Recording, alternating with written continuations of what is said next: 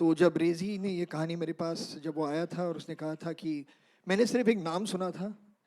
मुझे याद है जब लक्ष्य की शूटिंग हो रही थी, तो उस वक़्त ये नाम 1-2 बार किसी ने लिया था, लेकिन मुझे ज़्यादा अंदाज़ा नहीं था कि उसके पीछे कहानी है क्या।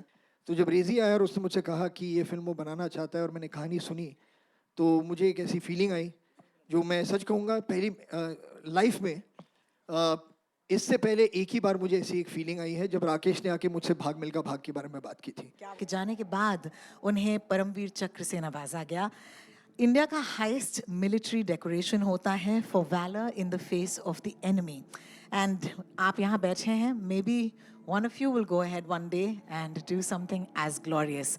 But for right now, इन्हें दर्शाने के लिए और इसके बारे में हमसे थोड़ी सी और बातें करने के लिए can I please call upon stage one of my absolute favourite filmmakers, actors, and generally, like just somebody who's so lovely, Mr. Farhan Akhtar.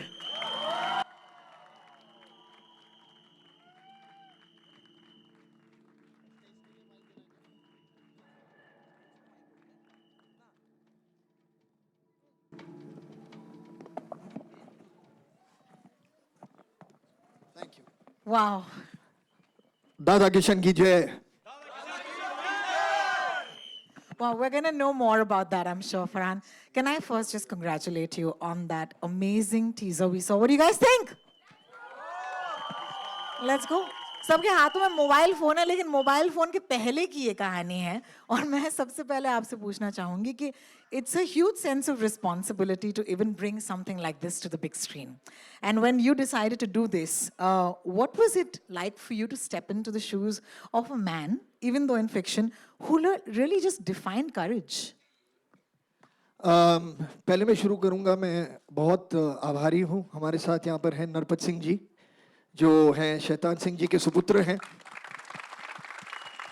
उनके उनके आशीर्वाद के बिना, उनके भरोसे के बिना ये कहानी बनाना, ये फिल्म बनाना मुमकिन नहीं था। तो बहुत बहुत शुक्रिया नरपत जी। अम, मुझे बहुत ही अच्छा लगा इस कहानी से जुड़ के, इस फिल्म से जुड़ के, क्योंकि हमारे इतिहास में ऐसे ऐसे हीरो हैं, ऐसे ऐसे लोग हैं जिनसे बहुत कुछ सीखने को मिलता है। तो जब रेज़ी ने ये कहानी मेरे पास जब वो आया था और उसने कहा था कि मैंने सिर्फ एक नाम सुना था। मुझे याद है जब लक्ष्य की शूटिंग हो रही थी, तो उस वक्त ये नाम 1-2 बार किसी ने लिया था, लेकिन मुझे ज़्यादा अंदाज़ा नहीं था कि उसके पीछे कहानी है क्या। और फिर मतलब हम वापस मुंबई आ गए, दूसरे कामों में बिज़ी हो गए। तो जब रेज़ी आया और उसने मुझसे कहा कि ये फ़िल्म वो बनाना चाहता है और मैंने कहानी सुनी, तो मुझे एक ऐसी फ़ीलिंग आई, जो मैं सच कहूँगा पहली लाइफ़ में अ, इससे पहले एक ही बार मुझे ऐसी एक फ़ीलिंग आई है जब राकेश ने आके मुझसे भाग मिल्खा भाग के बारे में बात की थी। क्या बात है, क्या बात है। So that is the feeling I got when I heard the story from रेज़ी। और मैंने कहा कि 100% मुझे इस फ़िल्म से जुड़ना है, मुझे ये फ़िल्म बननी चाहिए। लोगों तक ये कहानी सिर्फ़ शैतान सिंह जी की कहानी नहीं, मतलब उनके साथ में जो 120 अहीर जो सोल्जर्स थे, उन सब की कहानी पहुँचनी चाहिए। क्योंकि जो उन्होंने वहाँ पर जो उन्होंने किया, वो बिल्कुल मतलब इट्स अनबिलीवेबल। वो मतलब आप विश्वास नहीं कर पाएंगे जब आप ये कहानी देखेंगे। तो मुझे खुशी है, गर्व है कि मैं इस फिल्म का एक हिस्सा हूँ। और इन बहुत ही मतलब टैलेंटेड लोगों के साथ, टैलेंटेड लड़कों के साथ, बहुत से जो ऐसे हैं जो अभी नए नए उनका सफ़र शुरू हो रहा है, तो उनके साथ में बहुत सी एनर्जी मुझे उनसे भी मिली।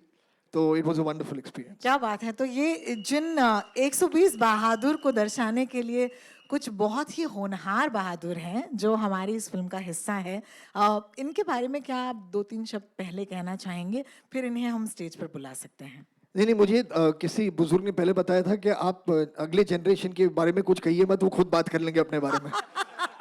बहुत ही बढ़िया। As Farhan said, you know the film's title is 120 Bahadur. उनमें से कुछ